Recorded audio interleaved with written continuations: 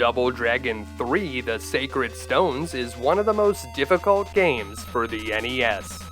The final game in the NES trilogy, this game takes the Lee brothers to exotic locations and pits them against supernatural foes. New moves, new weapons, and even new playable characters have been added to help Jimmy and, Bimmy, and they'll need all of them to stand a chance. After the massive success of Double Dragon 2 in the arcade, Double Dragon 3 was an absolute disaster.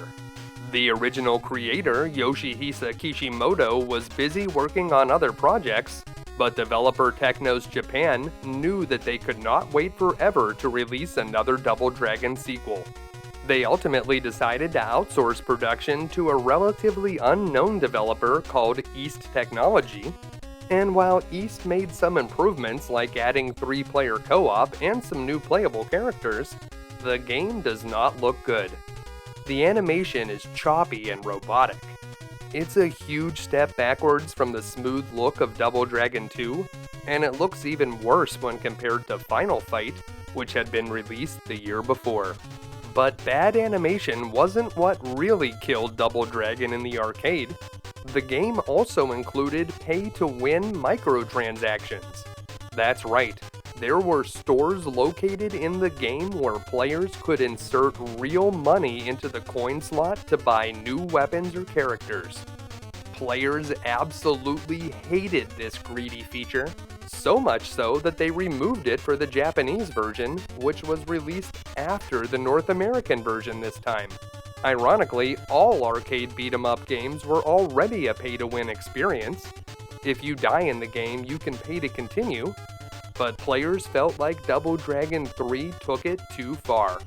Luckily, Technos created the NES version of Double Dragon 3 in-house.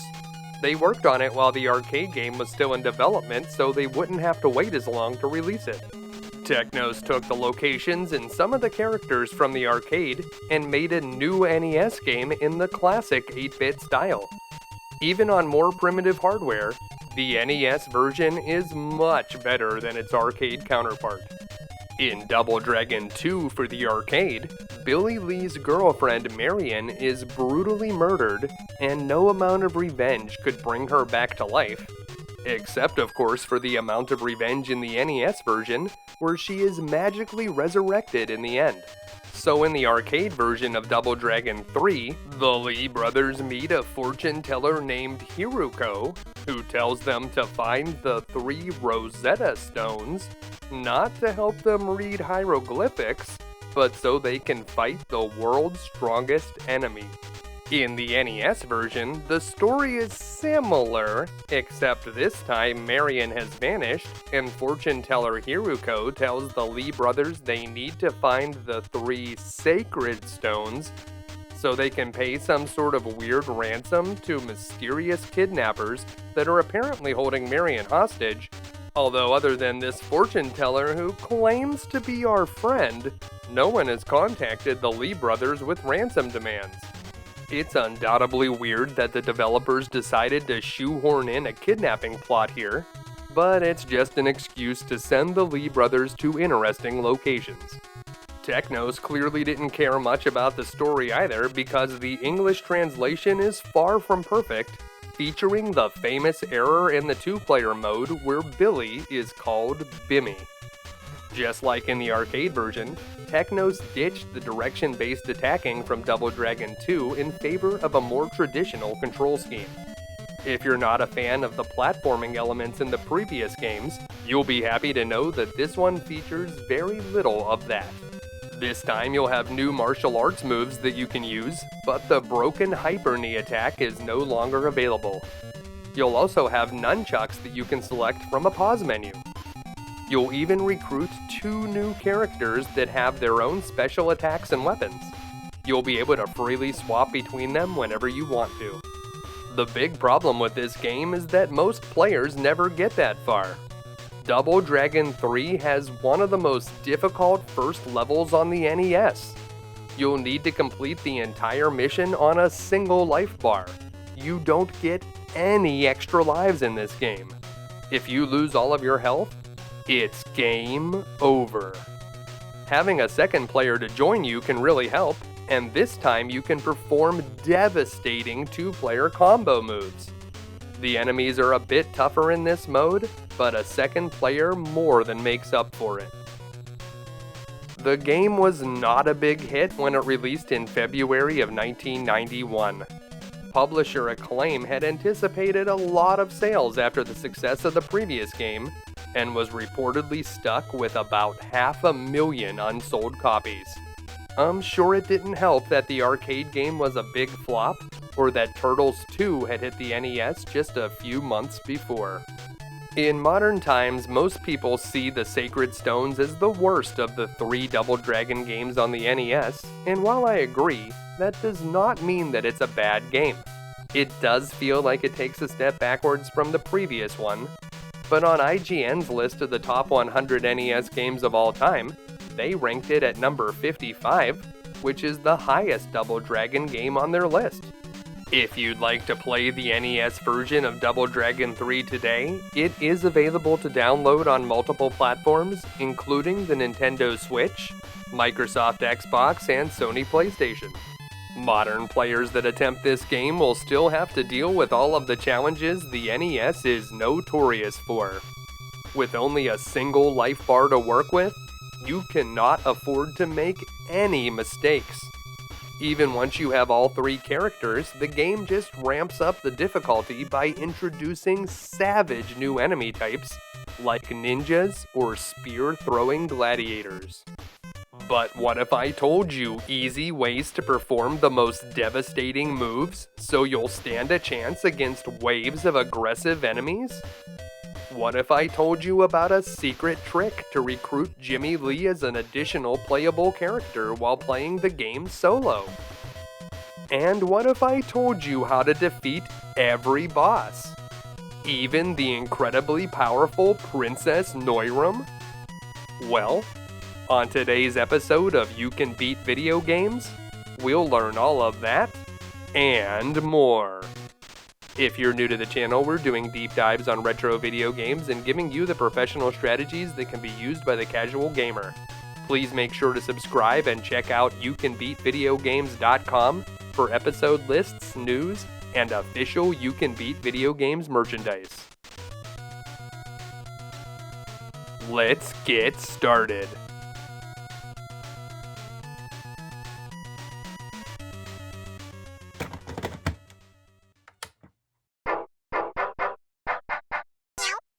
Alright, Double Dragon 3: The Sacred Stones. This is a difficult game, but if you know a few key moves, it will be much easier. As we get started here, we're going to choose the one-player game. If you're playing with a friend, these strategies will still work, but be aware that some of the enemies and bosses may have additional health. There are 2 very important moves that you need to learn in this game. The first is the double grab. If you kick an enemy, they'll bend over, and then if you press towards them, you'll be able to grab that enemy. Normally, you'd only be able to hit them 3 times before you'd lose the grab, but if you do 2 hits and then hold towards the enemy and then quickly press away and then towards again, you can reset the grab and get more hits. The other move you want to learn is this cyclone kick. Press A and B to jump straight up in the air, and then rapidly mash the A and B buttons so that you'll get that cyclone kick. It deals 12 damage, which is a ton of damage. Very few enemies can survive 2 cyclone kicks, so make sure you know how to do it before you leave the dojo. If you're having trouble with it, try changing your grip on the controller. If you use your thumb on the left side but on the right, use your middle and index fingers on the buttons. It may be awkward at first, but it makes those cyclone kicks a lot easier to do. If you're already good at doing the cyclone kicks using a normal grip, then don't change what you're doing now. But if you are struggling with that move, changing your grip on the controller will make it much easier to perform. Whenever enemies enter the playing field, they can run when they're moving from left to right, but they move very slowly when they're moving up and down.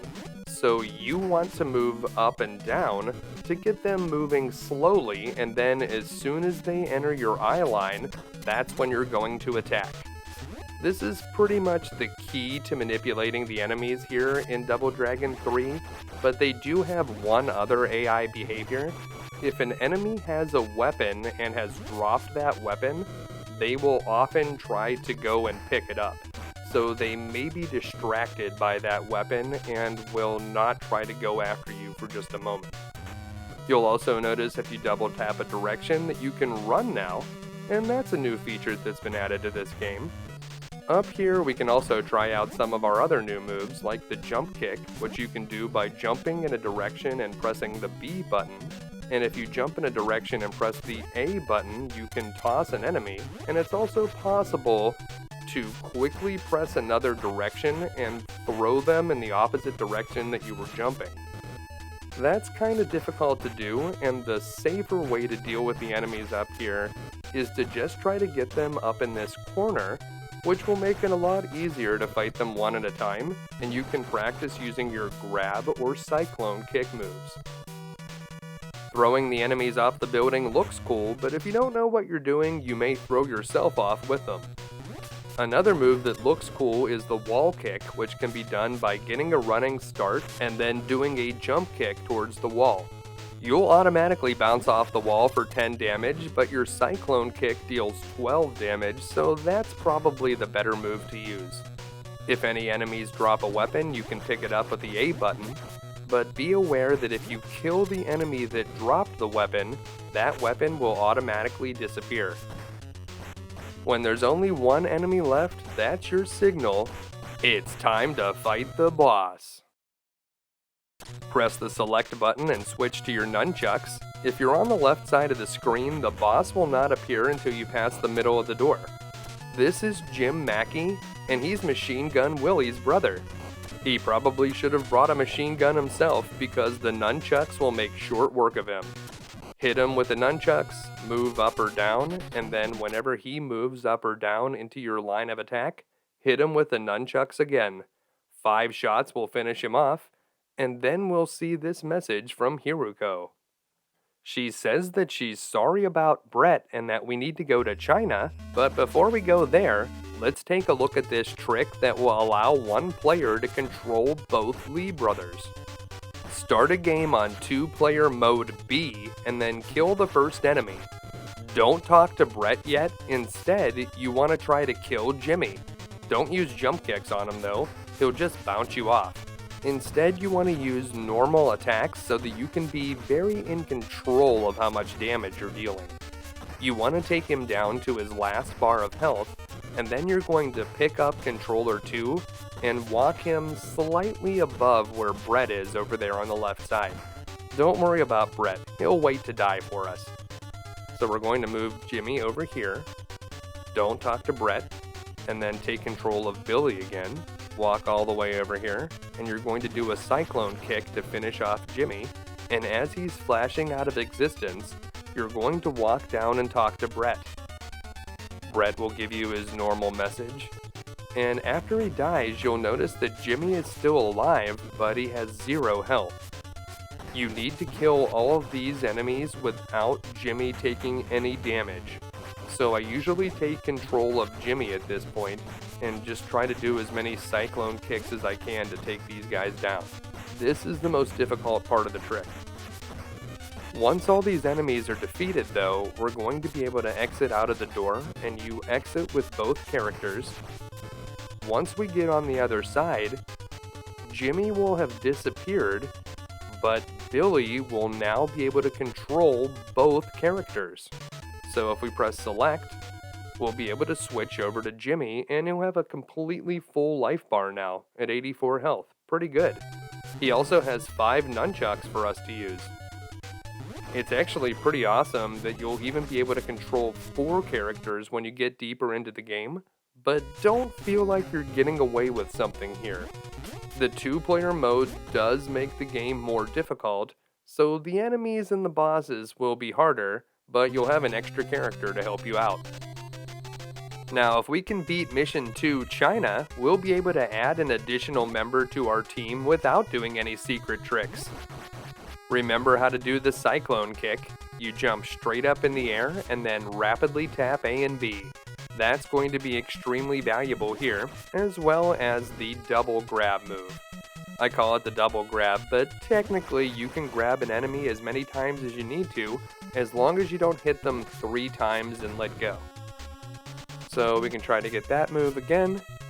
Kick the enemy. When they're bent over, push towards them, hit them twice, then press towards the enemy, quickly press away and towards again to reset the grab, and then you can deliver some more hits. There's a new enemy type here in China. It's the guys in the green pants, and they are known as Bruce. Now, I'm not sure if they're all brothers or if they're some kind of clones, but it still has to be confusing to call all of them Bruce. The bald guys are Williams, which is a typical Double Dragon enemy, although he hasn't always been bald. Some of these Bruce enemies carry a Psy weapon. It will be obvious which ones they are because you can see it on the side of their pants. The Psy is very similar to the broken bottle that the long hair enemies carry, except that the Psy does a little bit more damage. Once everybody's defeated, you can enter this cabin, and inside we'll have more enemies to defeat. Once again, you'll want to use your cyclone kicks, and you can pick up any weapons that you find. The broken bottle is not quite as good as the Psy, so whenever you have a Psy, you may want to try to kill all the enemies other than the one that dropped it. Over here is another Williams. This one drops an army knife. The army knife can only be used once, assuming that it hits the enemy. If you throw it and it misses, you'll be able to pick it up again, but so could the enemy that dropped it. There are only a few more enemies left here inside the cabin. This woman in the pink pants is known as a Linda, and she can actually throw small knives at you that you won't be able to pick up and throw back. Once all the enemies are defeated, we're going to have to fight another boss, so pay attention to when there's only one enemy left, because you're going to want to get right up near the door whenever the boss emerges. Once we finish off this Bruce, this Linda is the final enemy, so as soon as we take her out, we're going to run up to the door.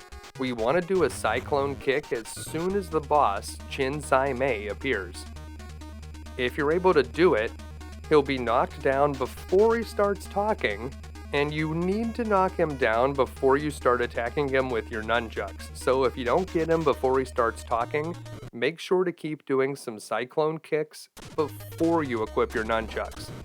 Once he's down though, you just want to stand right on top of him and just start rapidly attacking with the nunchucks. You won't lose any nunchucks if you're not hitting, so you can keep doing it. And once you run out of nunchucks, 3 more cyclone kicks will finish him off. He's kinda mad at you because he claims that we killed his brother. I'm assuming he's talking about Chin Tai Mei, which was a normal enemy type back in Double Dragon 2. But now that we beat him up and we killed his brother, well, he wants to join us. So, that makes perfect sense, I guess. You do you, Chin. If you want to join us and head to Japan, that sounds great. And this is a very good thing, because here in Japan, we need to fight these ninja enemies. And while you could use your cyclone kicks with Billy, that's one way to deal with these guys, just the regular punches that Chin does are extremely devastating. Each punch that Chin delivers deals 7 damage, and his full 4-punch combo deals a total of 28 damage, which is enough to take out almost any regular enemy in the game, at least until we get to Mission 5. Against these ninjas, you want to keep moving up and down on the screen until they stop running, jumping, or throwing shurikens at you. And once they're slowly moving towards your character, that's when you're going to be able to attack. Either use 4 of Chin's punches or a cyclone kick from Billy. You'll need 2 cyclone kicks per ninja. And once they're all defeated, the doors will open and we'll move on to the next section.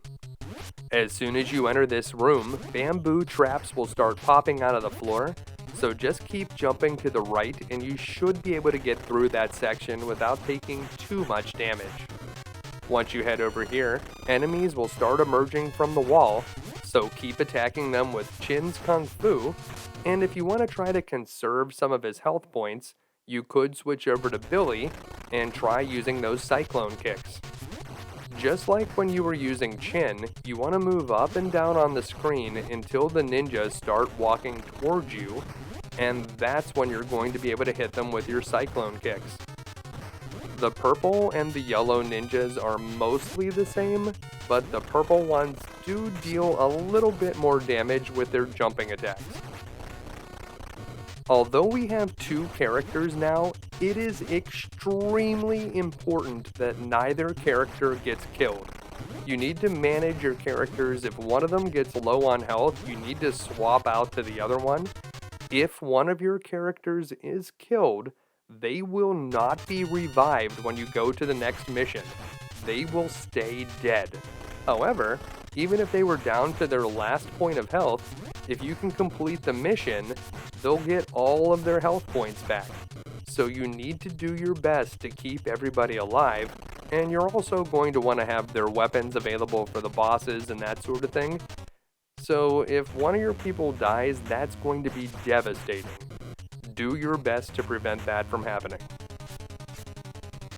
Up here on the top of the dojo, there are more ninjas for us to fight. So as usual, we can use Chin with his Kung Fu attacks, or Billy with his Cyclone kicks.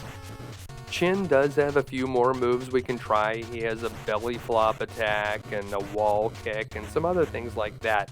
But the main move that you want to use as Chin are the Kung Fu punches. You can also try his double kick, which is executed exactly the same as Billy's Cyclone kick. That's a good one to knock enemies away from you. And once there's only one enemy left, you know what that means. It's boss time. Against this boss, you want to get right up next to him when he emerges, just like we have with the other bosses, except this time we're going to use Chin's weapon, the Iron Claw. The Iron Claw attacks very quickly and it deals 18 damage per hit. So if you can just hit him with all 5 shots of your Iron Claw, Ranzu will go down very quickly, and then he'll join the team. That's it. We now have the full team assembled, and it also seems that Hiruko had the 3rd stone all along, so now we have all of the sacred stones too. We could go rescue Marion now, but instead we're going to go to Italy because reasons. Oh, sorry it took us so long to rescue you, Marion. We had to do a pit stop in Italy because Cobra Kai was trying to set up a dojo there, and we were all kind of craving spaghetti. There's a very easy way to beat the beginning of Mission 4. Just drop down onto this step and knock one of the enemies down below. Then use your Kung Fu attacks to fight each individual enemy. Because that enemy you knocked down below is still alive, you'll be able to fight all the enemies up here one-on-one. They spawn right here on the steps, so if you just stand in this spot and rapidly use Chin's Kung Fu attacks, the enemies will go down quite quickly. Be careful because occasionally you'll pick up a weapon, so be conscious of if you've done that. But if you really just stand here on this line and keep attacking, you should have no problem getting through the beginning of Mission 4. Now, once you run out of enemies, you're going to want to drop down below and finish off that first enemy that you knocked down there. But you can see that normally you'd be taking on all of these enemies 2 at a time, while now we're able to fight them individually. And here's that last gladiator. Once you've defeated them, the door is over to the right, so we can see Chin's very funny running animation, and head on to the second part of Mission 4. We got a new team member, so let's see what Ronzo can do. Ronzo is extremely powerful. He has a sword as his punch attack, which is quite quick, and his roundhouse kicks are not bad for knocking enemies down. His best attack, however, is the one that replaces the Cyclone kick, so use that exact same attack. You want to jump straight up in the air and mash the A and B buttons, and that will do his heel kick, which is also known as the tumble high kick. Whatever you call it, it deals 15 damage, which is as much as one of Billy's nunchucks. Ronzo also has some shurikens that you can equip, and while you can get 20 of them and it's nice to be able to have a ranged attack, it does disable the heal kick whenever they're equipped, and they really don't deal a whole lot of damage. Also, a lot of the time, enemies will just duck underneath them, so if you do intend to use the shurikens, the best time to use them is when an enemy is running towards you. Ronzo is also the fastest of the three characters, but he has the fewest points of health. Keep him alive. Do not allow Ronzo to die here in Mission 4. You are going to need him in the final mission, Mission 5, so if he gets low on health, switch him out and change to someone else. The good news is if you lose all of your characters in Mission 4 and die, you'll actually be able to continue one time. You can use your continue in Mission 4 or 5, and all of your characters will be revived whenever you continue. So try to save that as long as you can. And this appears to be the last character. Whenever he's defeated, you want to get right up here to the right side of this doorway and switch to Chin with the Iron Claw. As soon as Rooney appears, he's the boss here, you want to start attacking him from behind with the Iron Claw. If you were able to position yourself in that spot on the right side of the door, you should be able to get him pretty easily. And once you run out of Iron Claw attacks, you can switch to Billy, who can finish him with the nunchucks. But there may be an easier way to beat this guy. If you run down to the lower left corner and wait for him to do that jump attack, you'll take a bit of damage, but now you can keep attacking him and he won't be able to hit you back, as long as you don't knock him down. The easiest way to beat him from here is to attack him with Chin and just do 3 punches at a time so you don't knock him down. You'll need to do at least 7 sets of those. I usually do 8 just to be safe, and then you can do a few kicks to knock him over, and that will finish the mission. Well, this is it. Mission 5 Egypt is the final mission in the game, and it is the longest and most difficult. At the beginning, you want to stay over here on the left side and just keep using cyclone kicks with Billy. You may be able to knock some of those Williams enemies into the pit, but if you stay there on the left, at minimum, they won't knock you into the pit. I like to switch to Ranzo to jump across here. He has a slightly better jump than the other characters. If you fall off there, your character will instantly die, so you need to be super careful. That's one of the only platforming challenges here, although there is one more platforming section coming up. Down here, we're back to good old beat-em-up action. The enemies are a little bit harder than they have been so far in the game. They have more health than ever before and are extremely aggressive, but you can still fight them the same ways that have worked for the entire game. Keep moving up and down, and whenever they're vulnerable because they're also moving up towards you, that's when you're going to attack them with either Chin's Kung Fu punches, Billy's cyclone kicks, or heel kicks from Renzo. I recommend using Billy for the most part. He's going to be the least useful character in the end, and you're definitely going to want to conserve your health with Chin and Ranzo. So try to use your cyclone kicks, get as much out of Billy as you can, but don't let him die. You're definitely going to want to use the nunchucks on the final boss, so make sure that he has at least a few points of health so that he'll be able to get in those hits. The final boss at the end of all of this can be very difficult, and it's going to be twice as hard if you don't have all 3 characters available. But do remember that if you haven't used it yet, you will have your continue if you die. So that will bring all your characters back, but you'll have to start Mission 5 over at the very beginning. Inside the pyramid, I like to stay over here on the far left side and just keep doing cyclone kicks to attack the gladiator enemies. They'll keep jumping towards you. Some of them will emerge from the left side, but you should still be able to hit them with your cyclone kicks, and oftentimes they'll be knocked into the spikes below, but most importantly, you will not be knocked into the spikes. Once the background starts moving, you gotta start moving too. Get over to this position, and then you can wait until a very safe time to jump to this platform. So wait and jump to it. And once the platform is moving upward, you can just hold to the right, and as soon as you get to the ceiling, you'll walk off and easily make it down below. Don't try this technique with Chin though. He'll fall off and die. Chin will have to make the jump. There are no more platforming sections in this game. All that's left are wave upon wave of the most difficult regular enemies in the game. Right now we're facing off with two of those gladiators. As usual, using your cyclone kicks are the best way to deal with them using Billy, or you can attack these enemies using Chin's kung fu punches, or maybe the heel kicks with Ronzo.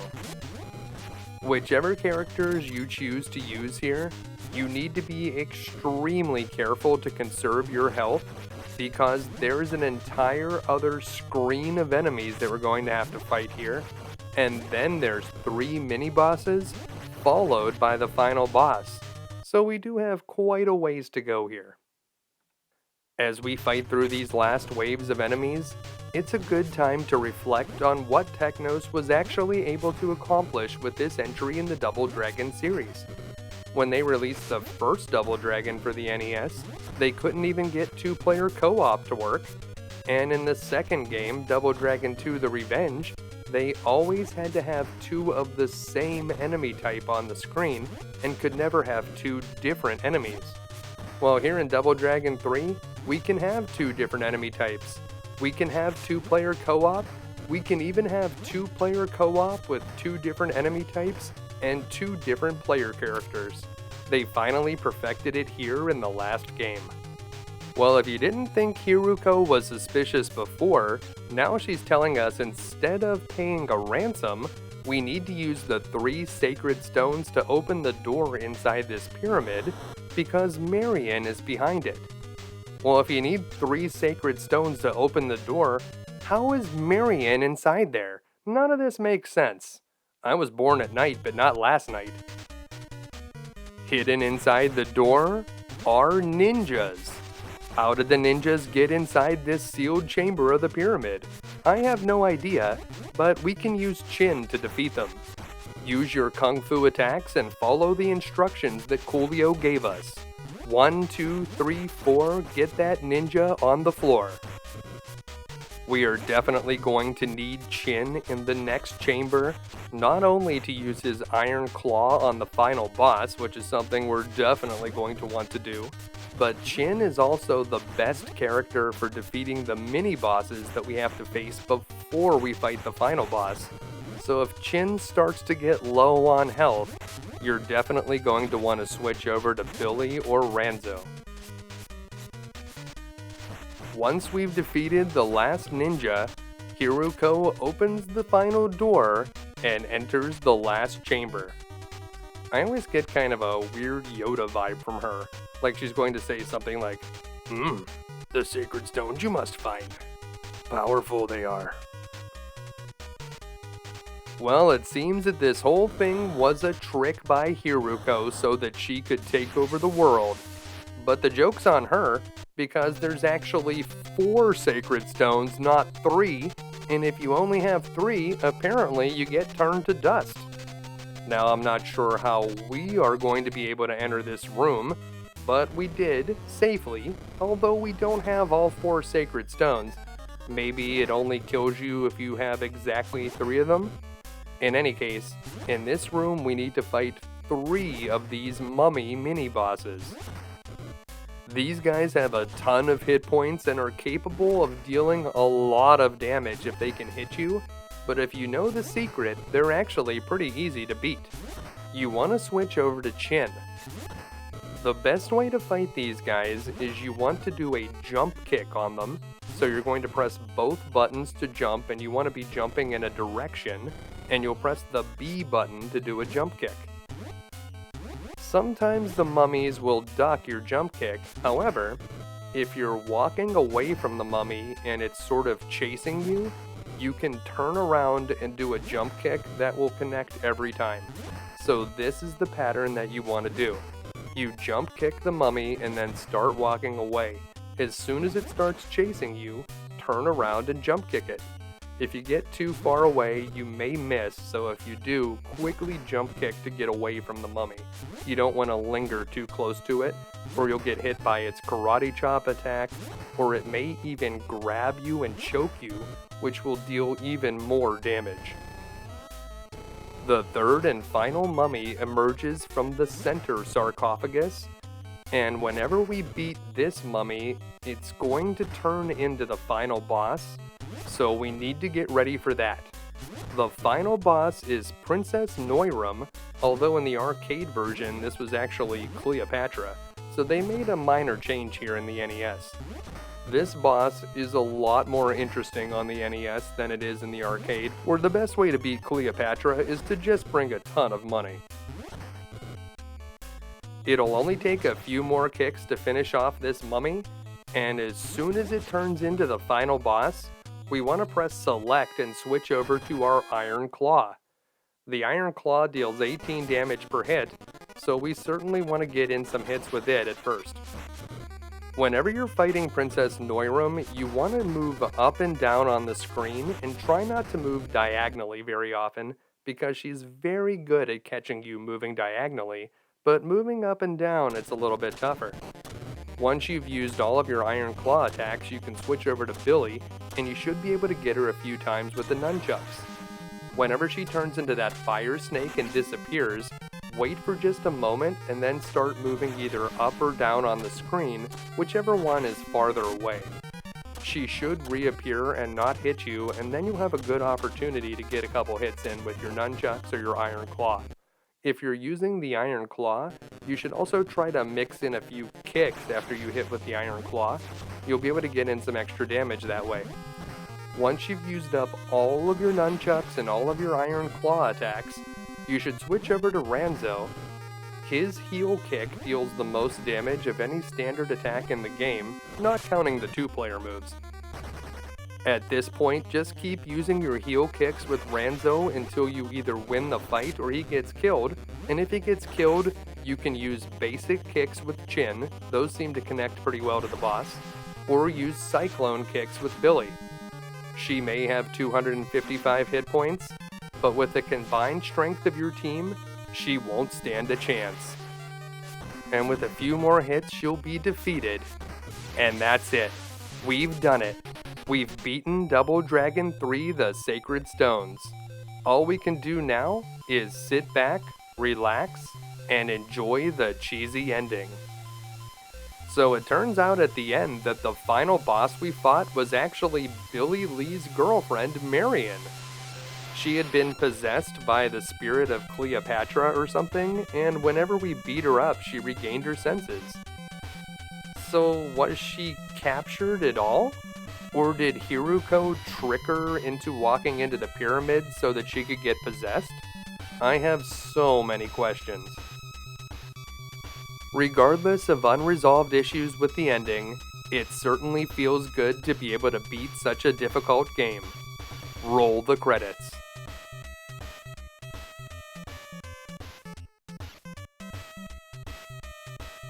Well, I hope this video was able to help you beat Double Dragon 3 The Sacred Stones and finally put an end to this trilogy of games on the NES. If it did, make sure to give it a like and make sure to subscribe for more videos, because there will always be more crazy fortune tellers searching for stones of power, and that's why we'll be back again next week with another video game you can beat. Thanks for watching.